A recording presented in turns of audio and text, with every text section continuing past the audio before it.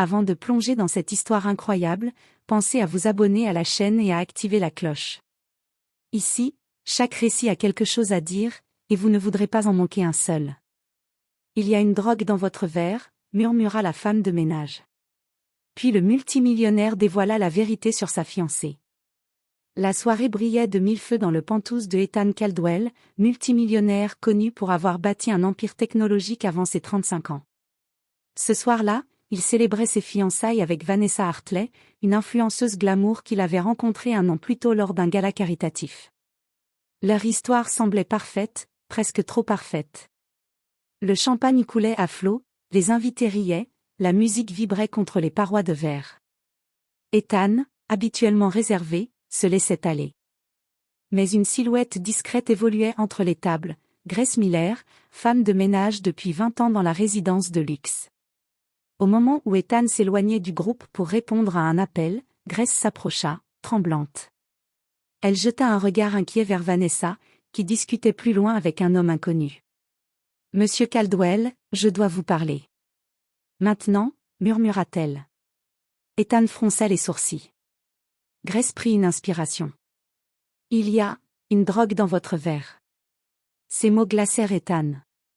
Grace poursuivit, la panique dans les yeux. « Je l'ai vu mettre quelque chose dedans. Votre fiancée, elle n'est pas celle que vous croyez. » Ethan sentit un frisson parcourir son dos.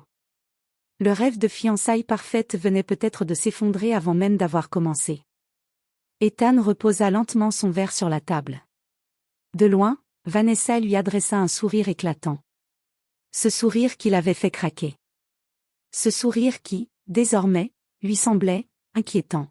« Grace, vous êtes sûre de ce que vous dites ?» demanda-t-il d'une voix basse. La femme de ménage hocha la tête. « Je nettoyais derrière le bar quand je l'ai vue sortir un petit flacon. Elle a versé quelques gouttes dans votre verre avant de demander au serveur de vous l'apporter. » Ethan sentit son cœur cogner contre sa poitrine. Du poison? Une drogue? Pourquoi? Il décida d'agir avec prudence.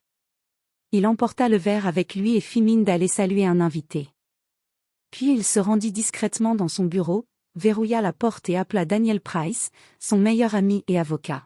« Danny, j'ai besoin que tu viennes immédiatement. J'ai un sérieux problème. » Quelques minutes plus tard, Daniel arriva.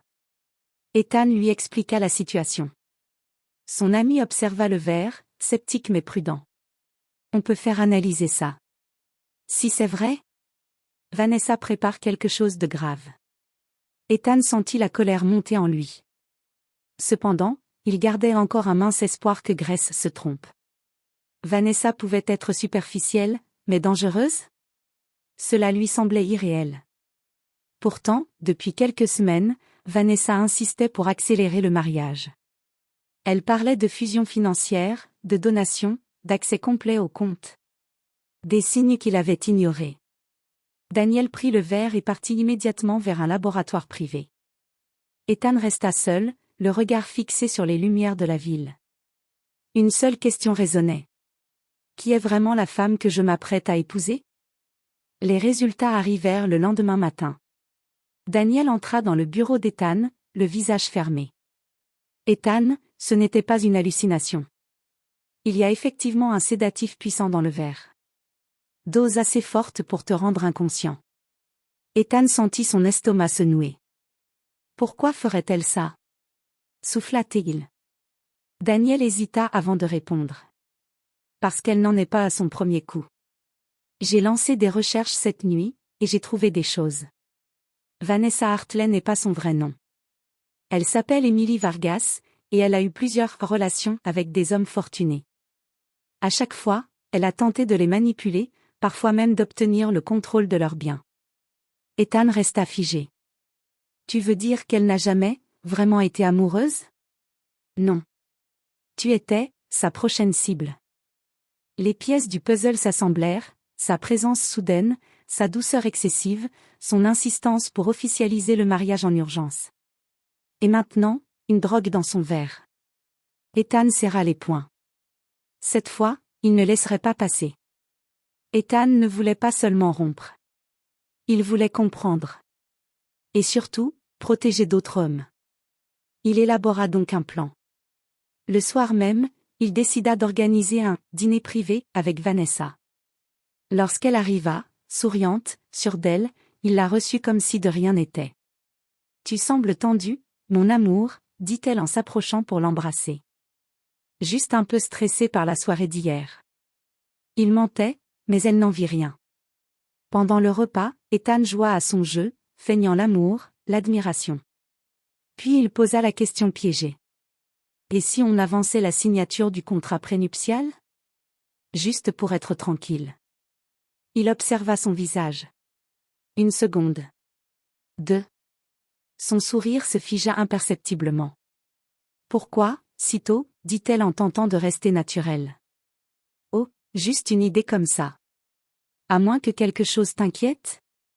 Elle força un rire, mais son regard trahissait une nervosité croissante.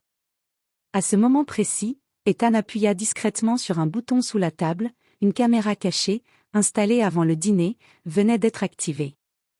La suite fut encore plus révélatrice. Vanessa essaya subtilement de pousser Ethan à boire un autre verre. Un verre qu'elle avait elle-même préparé. C'était la preuve ultime. Ethan se leva lentement. « Je crois que tu as mis quelque chose dans mon verre hier soir, » dit-il calmement.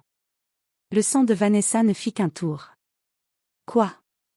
Mais enfin, comment peux-tu? Et je sais que tu t'appelles Émilie Vargas. Et que je suis loin d'être ta première cible. » Vanessa devint livide. « Tu ne comprends pas. » « Si. Je comprends trop bien. » Il se tourna vers la porte.